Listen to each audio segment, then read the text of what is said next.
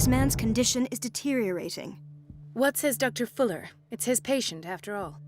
He's busy with Captain Fitzroy. He specifically asked us not to bother him when that's the case. Oh, of course. I'll see what I can do. Mr. Blake, can you hear me? I'm Dr. Colden. We'll take care of you. There's nothing we can do. I tried talking to him. He's catatonic.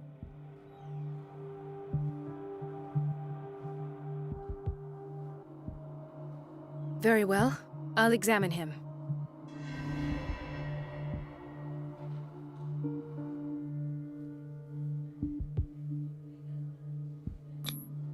His skin shows abnormal loss of color and seems dried out. He's totally dehydrated.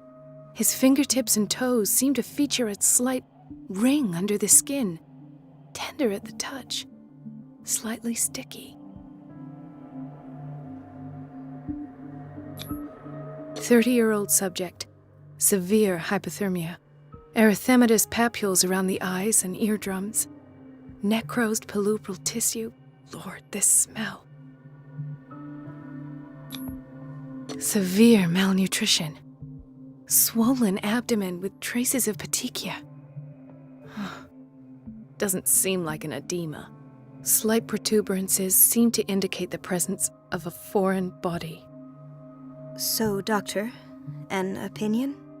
I'm not sure I have the necessary knowledge to treat this man. Don't say that. You're our most worthy doctor after Dr. Fuller. Some of his symptoms are beyond my comprehension.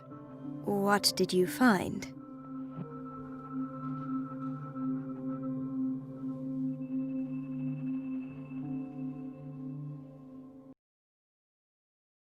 Did you examine his abdomen? It would seem there's something inside. He hasn't eaten in days. Are you certain it's not an edema? No. Can't you recognize an edema? Pushing with your finger won't leave a trace. And look at these bumps. It's not like he could be pregnant. Whatever it is, this man has something inside him that shouldn't be there. We should operate on him at once. Dr. Fuller said not to worry, that the edema would go away by itself. You know, I'm not sure Dr. Fuller is telling the truth.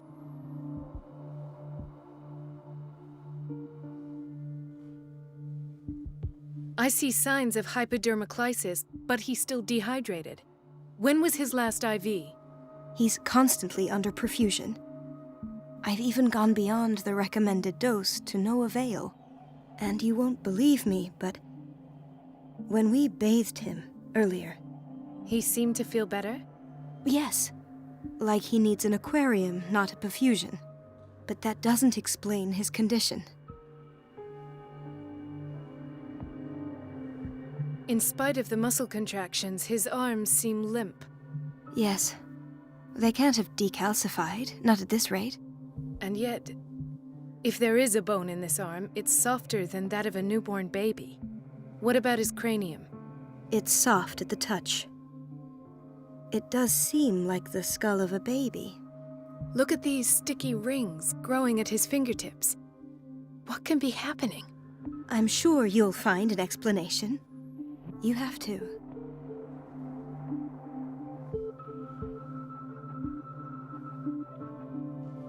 I almost don't believe it myself, but these symptoms are not those usually associated with the human species. What do you mean? Don't tell me you believe in extraterrestrials. No. This poor man is from our world, all right. But his body is undergoing unnatural mutations. And this transformation is killing him. His body simply can't cope. Where could he have gotten such an infection? I pray that it's not here. Dr. Colden, may I know what you're doing to my patient? What I'm doing? How about what you've done to him? Let us calm down, my dear Marie. I don't appreciate your tone, nor your insinuations. I've done to him what I do to all my patients. Provide him with the best available care. Your imagination is without limit. It's your homemade drug again, is it not? Those people are not your guinea pigs. There, there. What have you seen to put you in such a state?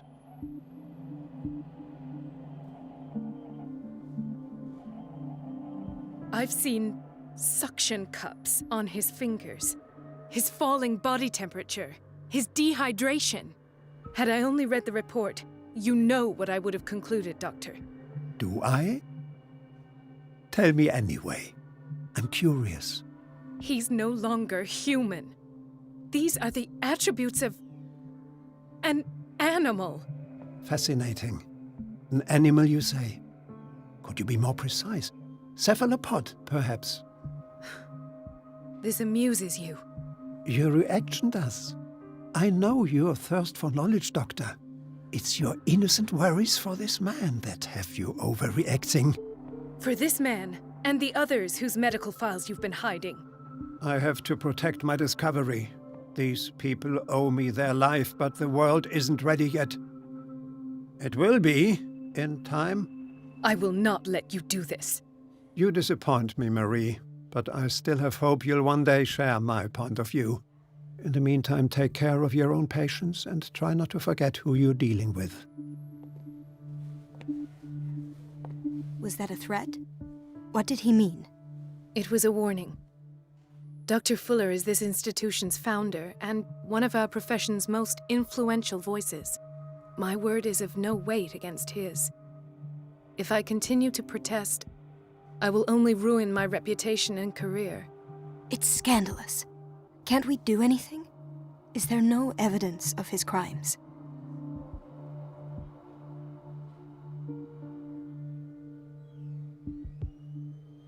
Oh, that evidence exists. I'm sure of it.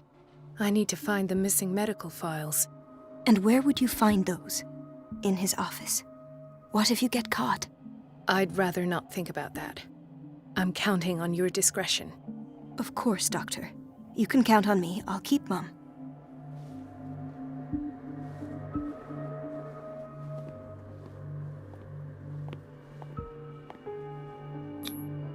An unknown medicine. Judging by the other ones, it causes heavy side effects.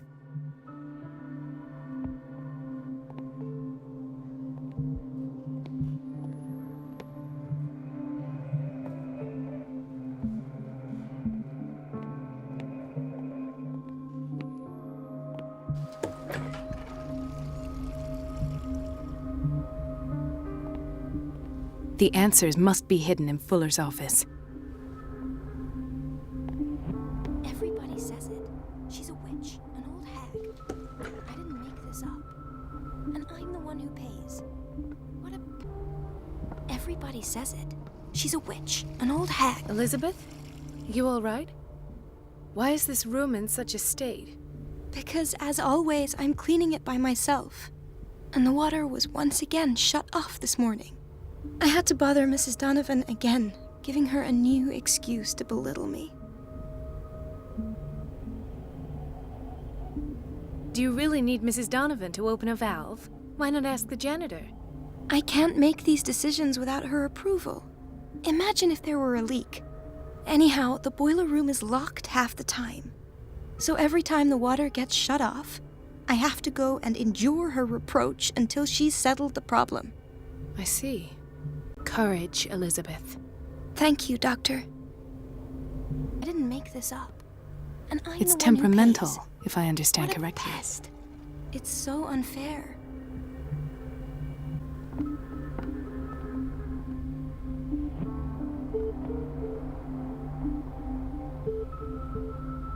Everybody says it. She's a witch, an old hag. I didn't make this up. And I'm the one who pays.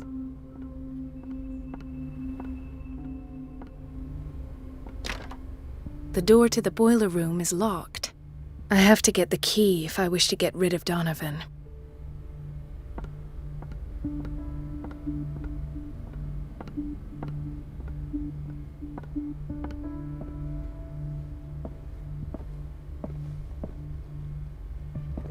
Doctor, those people need you at the dormitory.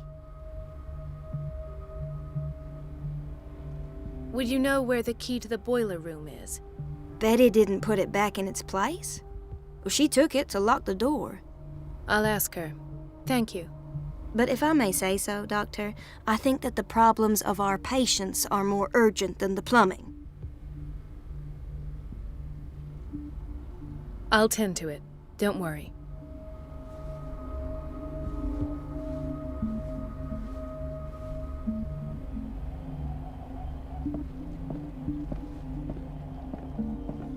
Dr. Colden.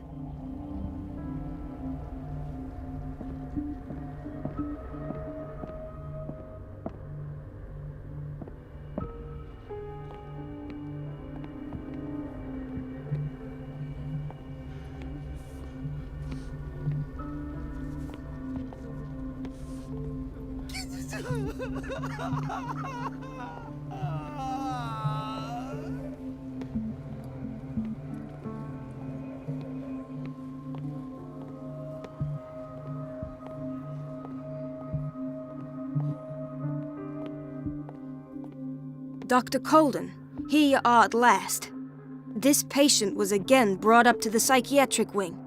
We've been following the treatment you prescribed, but the dysgeusia persists and he's lost a great deal of weight. We haven't been able to move him. The stress makes him hyperallergic. Sir, I am going to examine you. Do you understand?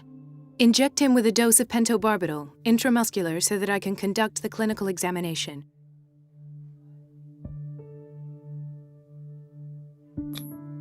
He bit his lips so much, they're still bleeding. White froth, evidently because of such drooling.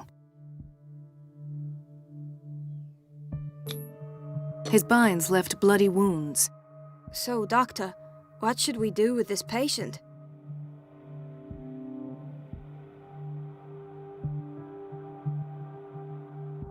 You did good work. The tranquilizer is kicked in. Now you can disinfect and bandage his wounds. Thank you, Doctor. And as to his weight loss?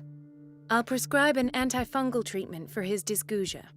In the meantime, feed him intravenously. It'll be done.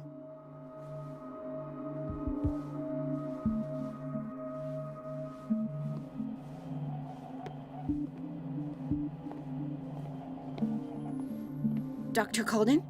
Hello, Betty. I'm looking for the key to the boiler room. What for? To put it in its place. Perhaps I should do the same with you. I beg your pardon? I suspect you of having a little too much fun at Elizabeth's expense. But be warned, it could easily be you they will all be laughing at tomorrow. You are right, Doctor. The key is in the dormitory office in Block B. Thank you. I shall go fetch it.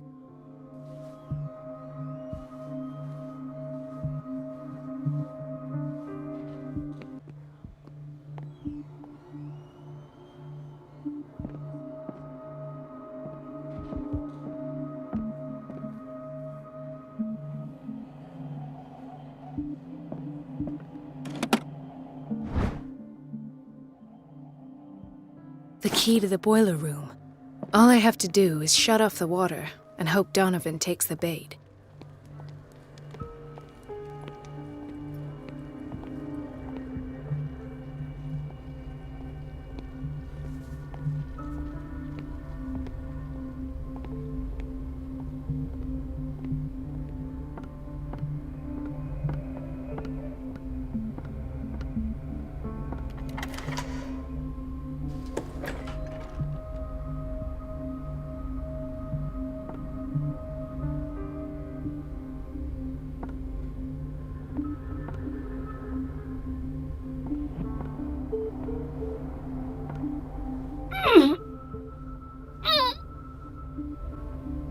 I can't shut this with my bare hands. I need a tool.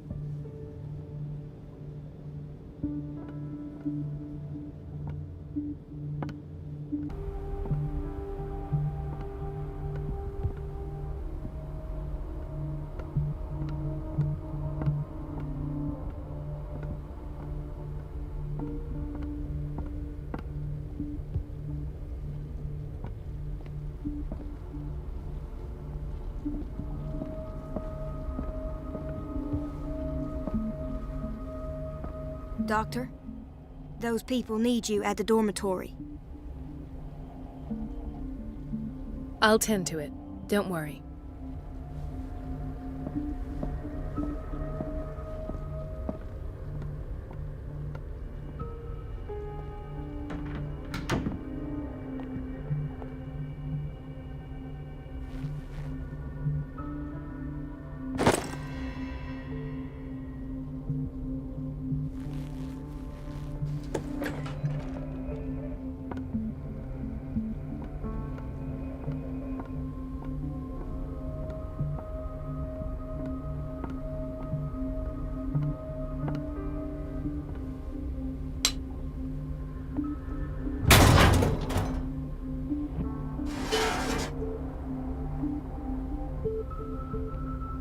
I feel guilty about Elizabeth, but I need the diversion.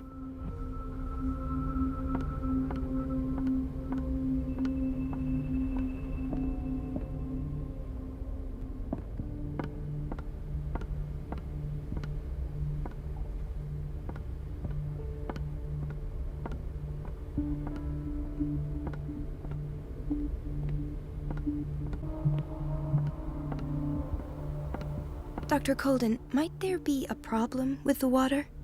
I was about to mention it. It seems it's been cut off yet again. I can't take this, Marie. I feel I'm gonna burst. It's not your fault if we have defective plumbing. And yet, I'm the one who gets punished because I'm gonna have to square off with that annoying old witch. Courage, Elizabeth. Here we go. And hold your tongue this time.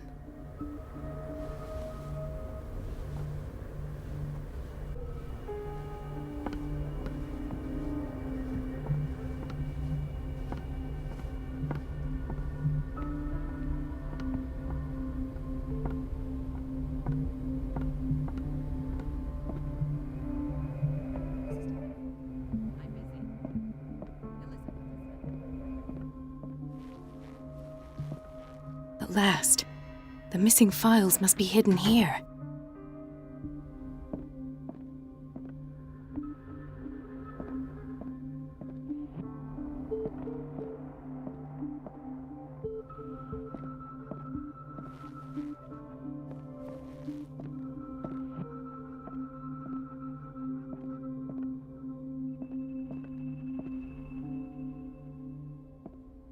The Stendhal syndrome. Of course. This is where Fuller found his diagnosis for Francis Sanders.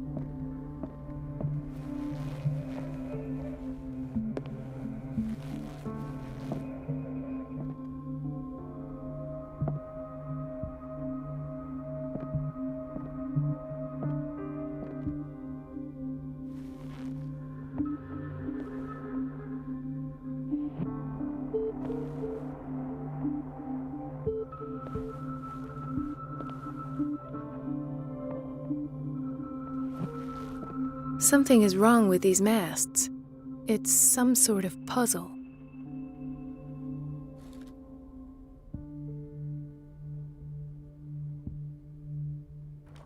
I've unlocked something. Patient files. I was right.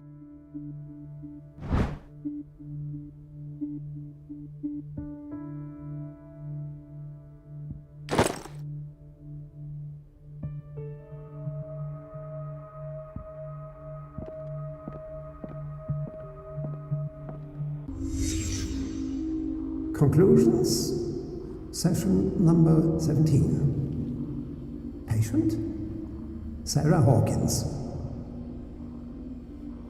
The patient appears to have finally accepted the illusory nature of what she calls the mythos. It goes without saying that these peculiar delusions are the price that comes with her exceptional gifts.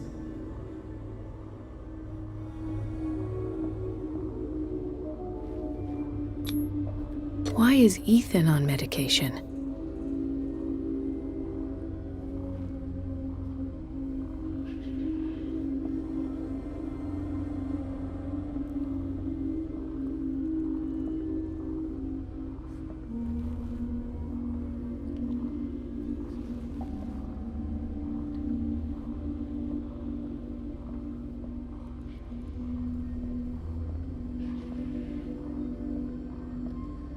Why does Dr. Fuller write psychological reports about Sarah Hawkins?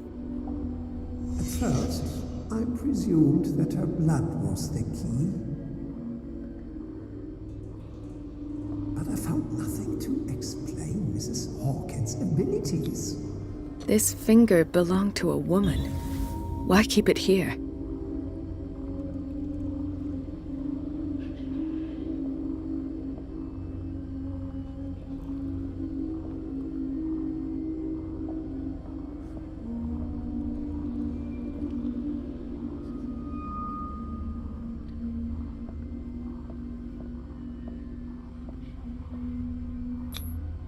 The poor souls downstairs are not Fuller's only subjects.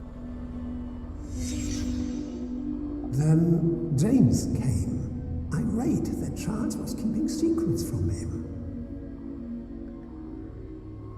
I presume that he will try to break into the basement sooner or later. I am prepared.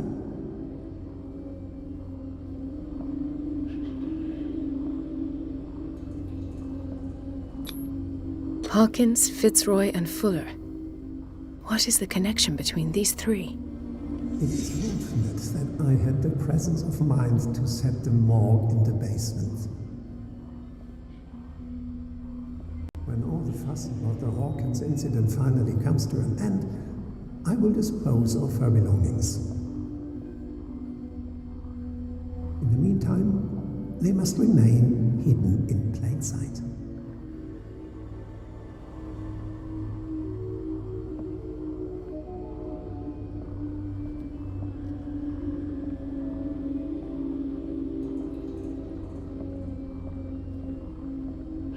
Of course. Sarah Hawkins is the connection.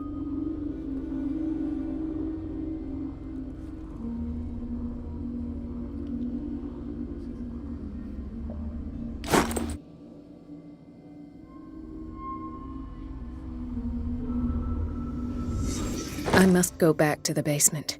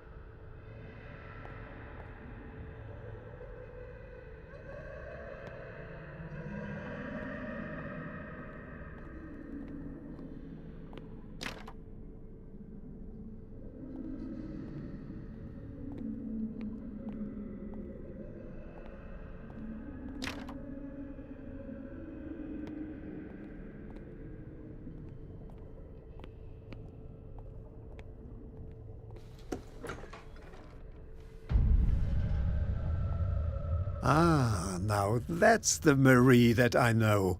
I knew I could count on your scientific curiosity. It's time to show you what you were so eager to discover.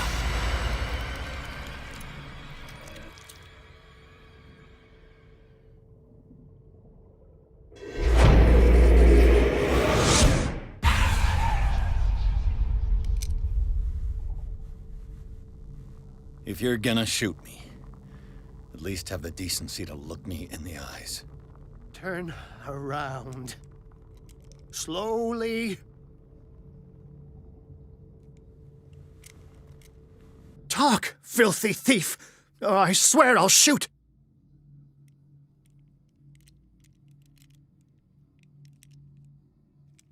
Take a minute to look around. Everything points to Charles Hawkins. He's dead! No. He was here for a very specific item. Oh, no. The book. Why was it in the safe? Have you read it? Answer the question. How foolish of you. Now you won't be able to escape his will. What did it show you?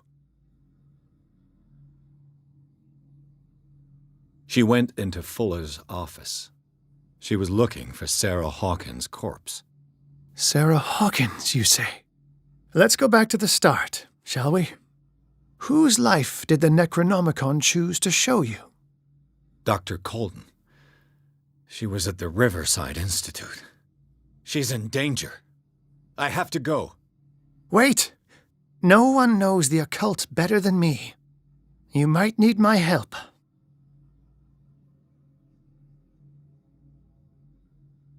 All right. I might need you after all. Perfect. Let's meet later at the Hawkins mansion. Now go! Rescue the doctor! Thank you, Drake.